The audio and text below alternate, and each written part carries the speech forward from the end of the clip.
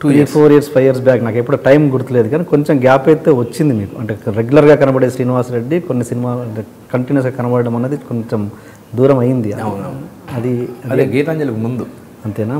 ఆ సబ్జెక్ట్ని ఎంచుకొని దానికోసం ఇంకా స్టార్ట్ అవుతుంది అనే క్రమంలో ఓకే నాకు గుర్తుంది. ఇంకా మీరు ఏమైనా క్లియర్ ఇన్ఫర్మేషన్ ఉంటే చెప్తే ఏమైనా ఐడియా వస్తుందేమో. నాకు తెలిసి అయితే నా కెరీర్ గ్యాప్ రావడానికి కారణం గీతాంజలి.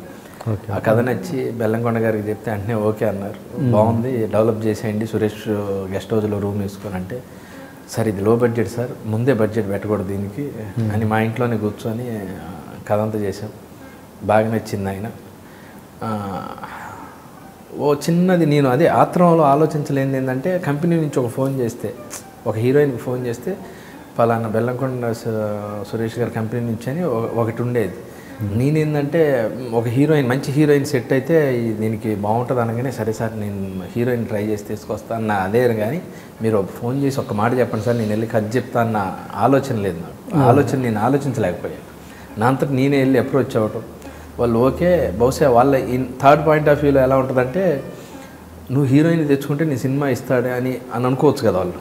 ఏమంటే మీరు ఓకే అంటే మన సినిమా సురేష్ గారు ఓకే అన్నారండి, మీరు కూడా ఓకే అంటే మన సినిమా స్టార్ట్ చేసేయచ్చు అంటే, వాళ్ళ ఉద్దేశం నువ్వు మంచి హీరోయిన్ తెచ్చుకుంటే సినిమా ఇస్తామని ఉంటాడు ఆయన అని వాళ్ళు కూడా ఆలోచించిన విధానం అది ఉంటుంది. అందుకే ఎవరు అంత ఇదిగా యాక్సెప్ట్ చేయలేకపోయారు. అందులో నేను చేసిన చాలా మంది సినిమాల్లో వాళ్ళు హీరోయిన్లకు చేశారు, నేను అక్కడ పక్కన హీరో ఫ్రెండ్గా చేశాను. నేను చిన్నది వాళ్ళ లేడీస్ కెరియరే చిన్నది సార్.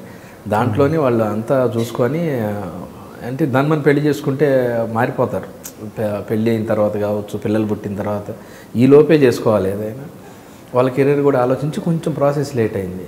హీరోయిన్ లేదు కదా ఎందుకులే, మరి మంచి హీరోయిన్ దొరికిందాక వెయిట్ చేద్దాం అంటే మళ్ళీ ఇంకో కంపెనీకి వెళ్ళటం.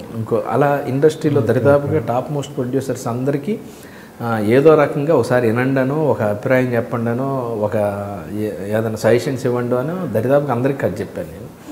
గీతాంజలి దాంట్లో పీవీపీ వాళ్ళు కథ విందామని ఒక రాజీవ్ అనే అతనితో వినమన్నారు. ఆయన ఓకే అనగానే తర్వాత పీవీపీ గారు విన్నారు, బాగుంది చేద్దాం అన్నారు.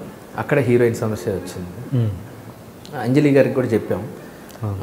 అంజలి గారు అప్పుడు వాళ్ళకి పీవీపీలో అంజలి గారిది ఏదో ఇష్యూ అయింది, తను దసపల్లా నుంచి వెళ్ళిపోవటం వల్ల మదర్ది ఏదో ప్రాబ్లం అయినప్పుడు పీవీపీ వాళ్ళ లాయర్స్ అమ్మాయికి సపోర్ట్ చేశారు. ఆ కన్సిడర్తో అమ్మాయి చేస్తుందని ఇదితో వాళ్ళు అనుకున్నారు. తన కెరీర్ ముఖ్యం కదండి, మీరు ఇంకా ఏదైనా హెల్ప్ కావాలంటే నేను చేస్తాను కానీ కెరీర్ వైజ్ అయితే నేను కొంచెం ఆలోచించుకొని చెప్తానండి అని.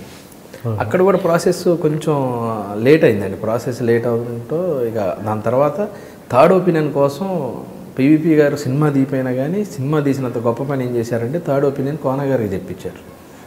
కోన వెంకట గారు తిరుపతి వెళ్ళే అడవుల్లో ఉంటే ఒక గంటలో కథ చెప్తే చాలా బాగుంది చేసేయండి అని చెప్పారు. దాని తర్వాత ప్రాసెస్ లేట్ అవుతుంటే కోన గారు మనం చేద్దాం, వాళ్ళకి వేరే కమిట్మెంట్స్ ఉన్నాయి, చాలా పెద్ద పెద్ద సినిమాలు ఉన్నాయి, మనం చేద్దాం అన్నారు. ఏదైతే అంజలి గారు మళ్ళీ ఆవిడ కూడా అక్కడ పీవీపీలో చేయడానికి రెడీ, ఆవిడ కూడా ఎందుకంటే వాళ్ళు పాపం హెల్ప్ చేశారండి. ఈవిడ కూడా ఆ కన్సిడర్ గుర్తుపెట్టుకొని సినిమా చేయడానికి రెడీయే, కానీ ప్రాసెస్ లేట్ అవుతుంది.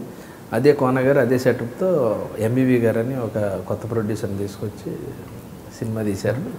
గీతాంజలి వచ్చింది. ఆ ప్రాసెస్ లేట్ అయింది నా career. Okay first okay serious topics పక్కన పెడితే ఒక చిన్న